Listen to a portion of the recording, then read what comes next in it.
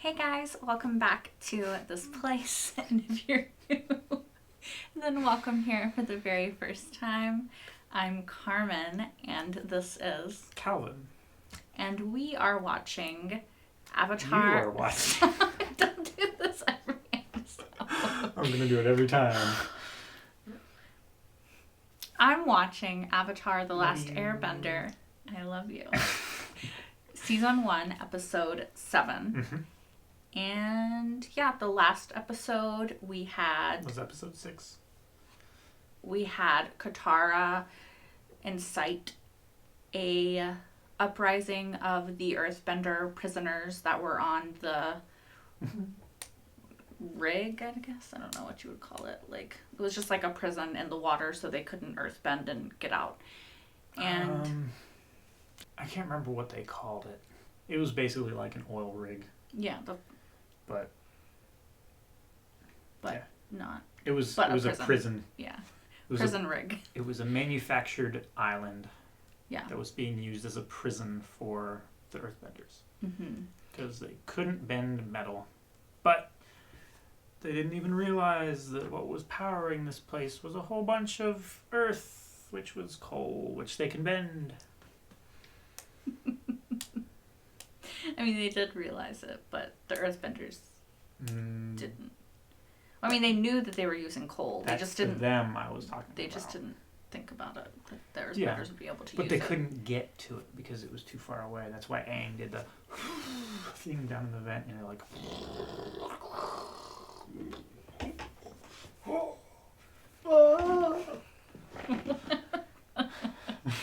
Yeah, that exactly. Anyway, I'm ready to watch this episode. What about you? I'm ready. Just hit the button, please. Oh, Momo's hair. Hey, what is that? Oh, it's all burnt. Listen, why would anyone do this? How could I let this happen? Aang, you didn't let this happen. It's the Avatar's job to protect nature, but I don't know how to do my job. That's why we're going to the North Pole, to find you a teacher. Yeah, a waterbending teacher, but there's no one who could teach me how to be the Avatar. Uncle Iroh!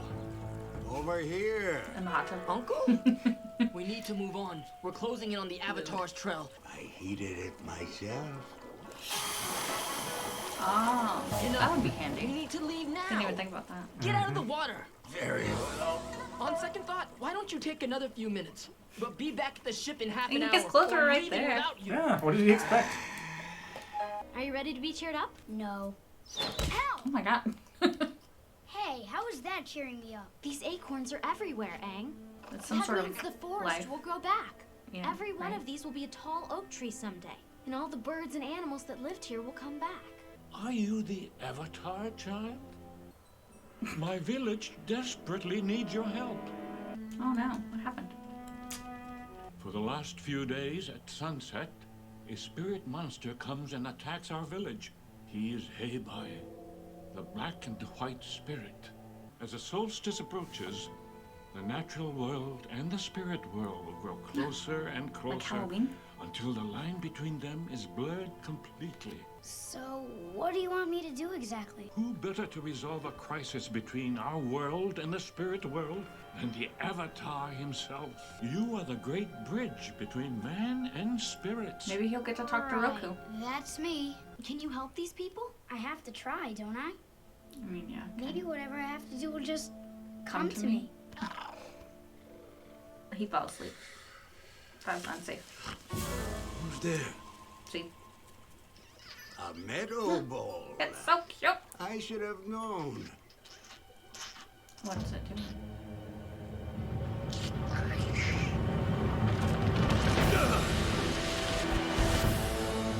He's a Fire Nation soldier. Shit. He's no ordinary soldier. This is the Fire Lord's brother, the Dragon of the West. I hereby ask you to please leave this village in peace. Well, I guess that's settled then. Talk to Sam and Dean. And you know how to talk to spirits. Not that kind of spirit. Never seen one of those on Supernatural. True. You must be the Heibai spirit. My name is... Oh no. not doing anything. I command you to turn around now! He did not like that. That's it. He needs help. Sokka, wait! Hey, bye! Over here! At least it touched Go it, back! We'll fight him together, Aang. you know. I don't want to fight him unless He just stole Sokka. Something's not right here. That pile of rocks. It looks like there's been a landslide, sir. Land doesn't slide uphill. Those rocks didn't move naturally. My uncle's been captured by earthbenders. Not wrong. Also, the soldiers. Maybe not the brightest. I think that's 4 arms. Oh no!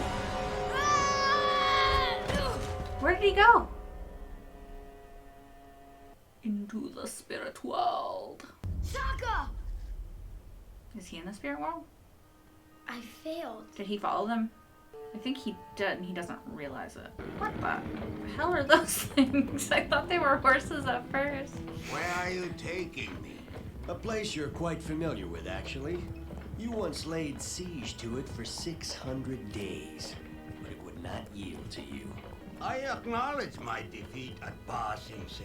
After 600 days away from home, my men were tired, and I was tired.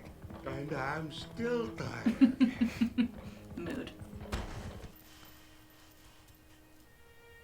I was gonna say, he's trying to do something. It's not stupid.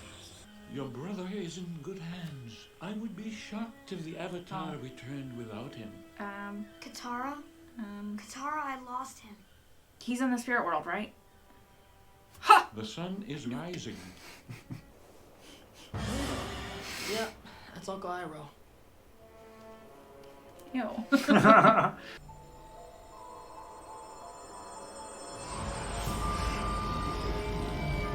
That's definitely not Sokka. What is it though? He can't airbend in the spirit world? You don't know where Sokka is, do you?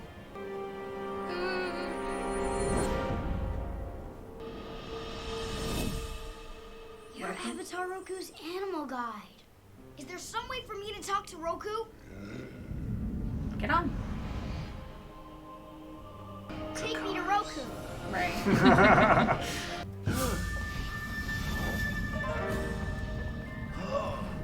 What's the problem? How can you see it? Nothing. The cuffs are loose and they jangle around and bump my wrists. It would help me if you would tighten them. Very well.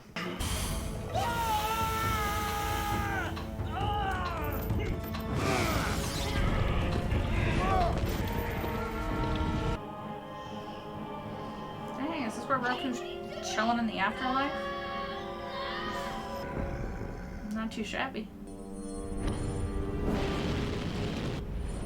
Is that what Roku wants to talk to me about? A comet? When can I talk to him?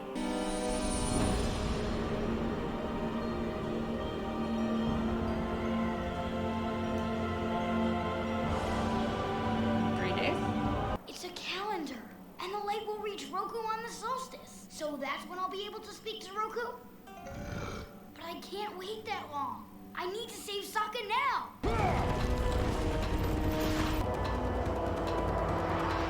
He is too dangerous, Captain. We can't just carry him to the capital. Oh no! The Avatar.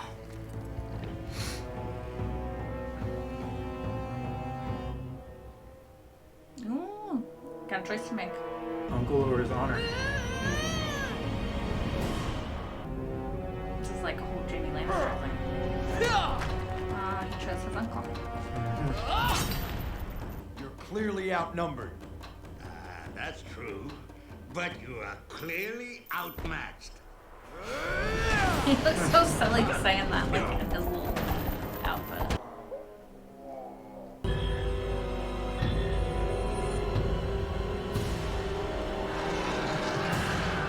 You are the spirit of this forest. You're upset and angry because your home was burned down. When I saw the forest had burned, I was sad and upset.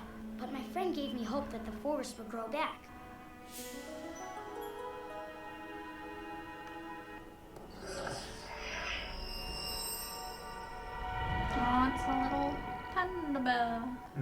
So it was just acting big out in anger. Oh. Who are all those people? What happened? You All were the trapped people in that the spirit the world spirit for had taken the 24 nights hours. previous. I need to talk to Roku, and I think I found a way to contact his spirit. That's great. Creepy, but great. There's a temple on a crescent-shaped island, and if I go there on the solstice, I'll be able to speak with him. And there's one more problem. The island is in the Fire Nation. Oh, is it? So what did you think? I thought that it was a really good episode. It's interesting to me. Certain developments are taking place, you know, finding out more about certain A characters. little bit of world building, a little bit of, Like, stories. we saw Zuko choose his uncle over his honor. You know, he had like a fork in the road, and instead of going after the Avatar, he went after his uncle who had been kidnapped. And so I think that's a cool little tidbit for his character to see, like, what he would choose in that moment. And obviously he chose his family who had been with him. And also, like, even as hot-headed as Zuko is, like, he still understands that he could use his uncle's counsel. Well, yeah. But I don't think that at that point, he might have seen, the risk of losing his uncle too great to outweigh the possibility of capturing the Avatar. So you think that it was a purely strategic move and not in No. any way, I didn't say that. determined by love or care? I didn't say that. Kind of. No, but yeah, I do think it was strategic as well. Obviously, like, Iroh has a lot to teach him, but I think that it was a moment of, I'm trying to like phrase it properly. It was a moment of him, it's kind of a moment that's, interestingly, because he's not the hero of this story, but it's in like kind of every hero's journey, right? It's where you have to make the choice between the people or person that you love versus doing what you're supposed to do, what is right, And he made the choice, which most heroes do, of choosing, the person that you love. And like, that might seem like it's not the correct choice, but it's the one that makes you more attached to the hero. You relate to them more, because in that moment, that's what most of us would choose too.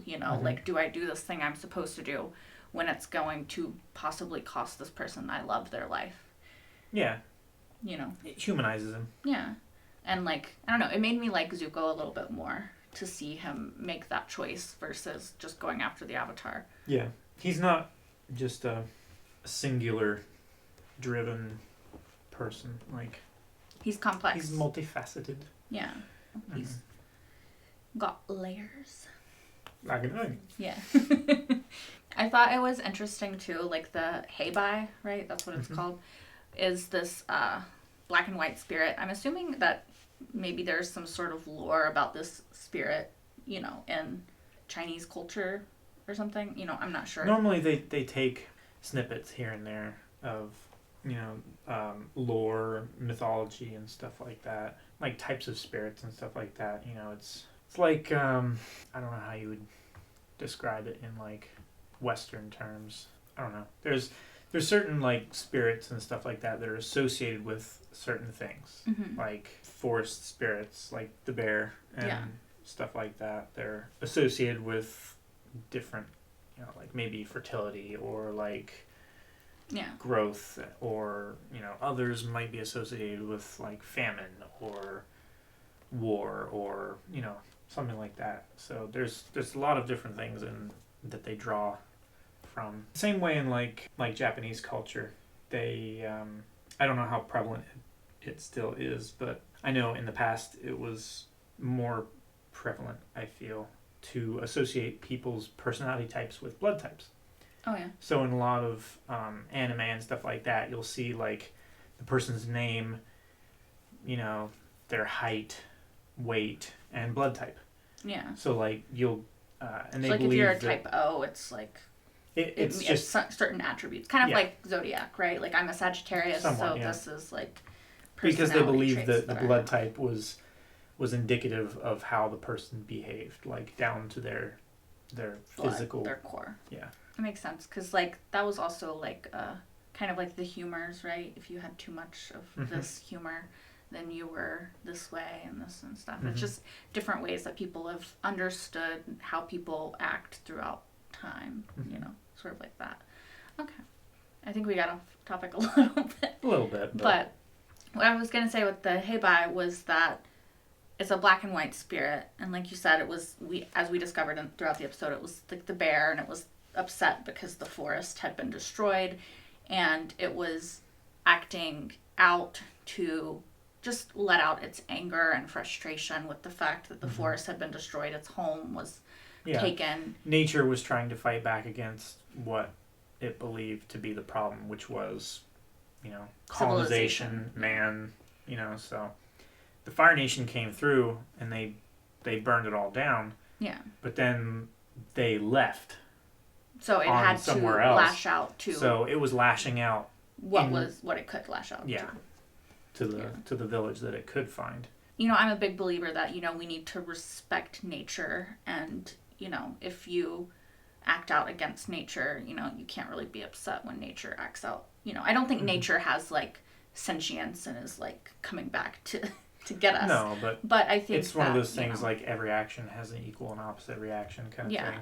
And I think that, you know, we need to be more aware because, like, this is kind of a tangent, but, like, you know, we destroy the earth, like, we destroy humans being able to live on the earth, but the earth will rebound and still survive, you know, long after we've killed ourselves because we didn't take care of it, you know. So, like, nature will come again, you know. I don't know. I always find that interesting, you know, like the idea of, like, the acorn, right? It's like when you're walking past, like, a sidewalk in the city and you see grass growing through it and you're like, I don't know. It makes me happy in like a weird way because I'm like, yeah, it's claiming the land back for itself, you know, which is kind of a cool thing.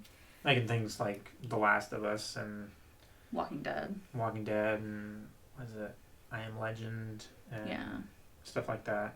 Yeah. You know, you see the green take over cities that have been long abandoned and stuff like that, and it doesn't take very long for that stuff to happen. Like honestly, you see like Detroit streets that, you know, 15 years ago were perfectly normal, and now like the sidewalks are impassable, the roads are breaking apart, and there's grass, there's trees growing through houses, there's all kinds of stuff going on. So I just think it's cool, and I think like I like that they incorporated that into the story about like the spirit wasn't bad. It was lashing out in anger because this thing had been taken from it.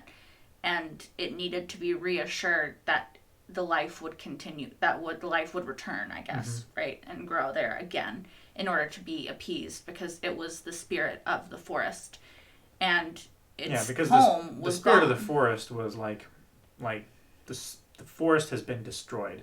And I must destroy what destroyed the forest. And if I can't... It was taking a, pun intended, a scorched earth policy to it. As like, you know, if this happens again, you know, forest might not ever recover, and it was just trying to clear people out. Which is fair because, you know, like, I thought it was cool how they did, or how they're doing the spirit world, and how the winter solstice is the night where the veil is the thinnest between the living and the dead, right? Our world and the spirit world, and so that's when it's going to be easiest to contact the spirit world. That's when Aang has to talk to Roku because it's just going to be the easiest way to do it. And the reason I mentioned Halloween is because that's sort of the idea or the old idea behind All Hallows Eve, right? Is that it's the night where the veil between the living and the dead is thinnest, and that's why we have to like put on masks to hide from the dead and, you know, stuff like that. It's obviously very commercialized and everything now, but that was the old belief for that, which is probably comes from, you know, this idea that the winter solstice, because, you know, October 31st is close to the winter, which is just an interesting idea too, right? In general, that there's a night when, for some reason, the earth is shifting in such a way that this veil that exists between the living and the dead is like just at this breaking point of like it's very thin and like you can somehow, you know, reach across the veil. Babe. We're not getting another cat and naming him Appa. No. What? Loki should be Appa for Halloween. That would be pretty adorable. What you would have to do is get a Appa like stuffed animal, like a plush, that stuff and then like make it into like a suit for Loki to wear. That would be incredible. And you'd have like the middle legs and the big tail and everything. And he would absolutely hate his life, but he would be adorable. But I would love it. And so would you. It would be so cute. Y'all, tell us in the comments below if you want us to do it, because like I'm easily motivated to do these things. Also, like, if there is such a thing as like a cat Appa costume to where we don't have to tear apart a plushie. Sorry, again, y'all. This is... So what did you think about what we learned about Iroh? Oh yeah, that's what I was gonna say. I think that I'm very interested in how Iroh is able to see into the spirit world when he's not in the spirit world. Like, how he do that? It's very interesting. Like, I don't have a guess if that's what you're gonna ask as to how, because maybe it's a part of... Do you have a guess as to how? No. Maybe it's part of what? Maybe it's part of, like, training. Maybe he knew Roku? No, that was like 100 years ago, right? But, like, he could have known him when he was older. Like, I don't know. Roku died over 100 years ago. Oh, okay. So, probably not that. Because he would have had to have died before Aang was born. Yeah, because it's like... The cycle. Yeah. Maybe this is really morbid, but there's definitely, like, a window before an avatar, like, when an avatar is a baby, that, like, if you were a super evil person, you could, like, easily take that avatar out. But I guess maybe people don't know who they are when they're that young yet. Or they're just being protected. You know? Because I was just thinking, like, if he had to die for Aang to be born, then there's, like, a period of time when Aang is very vulnerable because he's very young. Like, he's still young now. He's still vulnerable and young now. Yeah, like, but he would have been way more vulnerable when he's, like, 5 years old. Yeah. By all rights, Aang shouldn't have known or learned that he was the Avatar until he was 16. Okay, so, but somebody knows. That's what I'm saying. With that person who knows, because Gyatso, Monk Gyatso, he knew that he was the Avatar. Mm-hmm. But how did he know? And, like, is there, like, a protector? And, like, what if they choose the wrong protector, then that person tells somebody who tries to assassinate this child? Like, I mean, I'm just saying, there's ways that this could go wrong. Anyway, that's beside the point. But, yeah, I'm interested in how Uncle Iroh saw that. And also, if we find out, I mean, presumably we will find out how Uncle Iroh knew, and if Uncle Iroh knows where they're going and if this is going to be an issue. I mean, it's already in the middle of the Fire Nation where they're trying to go. And a giant flying bison isn't exactly the most discreet of modes of transportation, so... No, not exactly, but... I mean, maybe if he flew above the clouds like he was before, then he wouldn't necessarily be seen, depending on how cloudy it was. Maybe he can swim underwater. Maybe he can breathe under there, but then again, I guess Sokka and Katara and Aang probably can't breathe underwater. But he's an airbender, so he can create a little air bubble for them. Boom, figured it out. If that's really what they do, I'm going to be amazed. I doubt it is, though. I very, very highly doubt that that's what they're going to do. I was going to ask you more about what we learned about Iroh's backstory in the 600-day siege of Ba Sing Se. You've seen the show too many times. It was in this episode.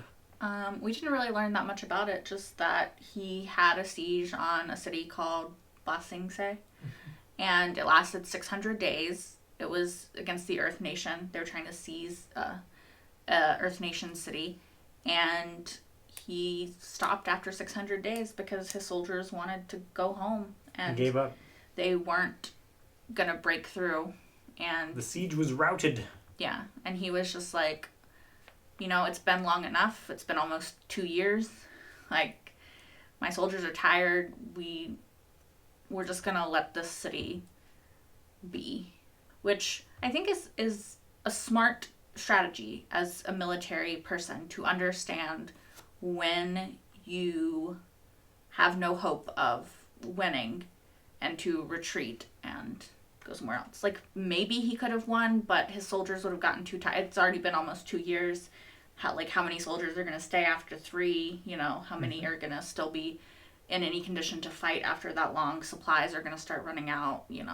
People are going to, it's kind of a lost cause at that point. You might as well just concede, regroup, gather your strength, go somewhere else, So I think it shows that he's a smart man who's not afraid to walk away if the situation requires it. He had no shame about the fact that he quit the siege. Yeah, he wasn't embarrassed. He was just like, yep, I did. And, I wanted to go home. My soldiers wanted to go home. Yeah. We went home. But he still carries a hefty reputation as the Dragon of the West. I didn't catch that. But, yeah. I mean, it's a nice nickname. Like, I take it. Nice nickname. It is. What's wrong with it? Nothing. Maybe since he's a dragon, that's why he could see the spirit dragon. Because they both breathe fire. Not how that works. They both breathe fire. He's like Daenerys. That's not how that works. Fire cannot kill the dragon. In this video. Alright guys, so that actually is going to be the end of this video. As always, let us know what you thought in the comments down below, as well as if you know if there is a cat Halloween costume for Appa. Or just a Or like a small child Appa Halloween costume, because that could work too. Or what? very small child. Yeah. What? Huh? Huh? Huh? What? What? Do you understand what he's saying? It's like there's a wall here. Alright guys, see you next week. Excuse me, that's my line. Say it then. Bye guys, until next time. I did that backwards.